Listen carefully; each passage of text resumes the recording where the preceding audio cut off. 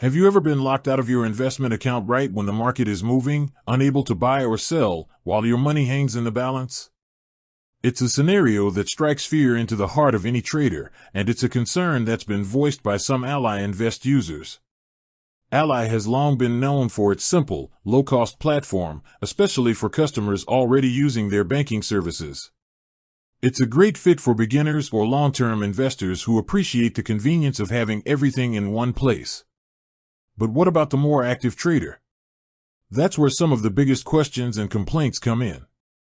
Many users have reported issues with platform stability and functionality, particularly on the mobile app.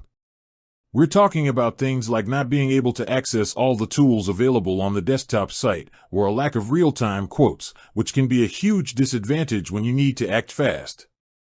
There are also reports of bugs and a clunky interface that make the trading experience less than seamless. Beyond the technical issues, there are also concerns about what Ally's platform is built for.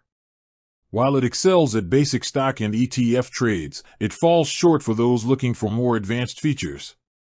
Things like sophisticated charting, trailing stops, or the ability to place contingent orders are simply not available.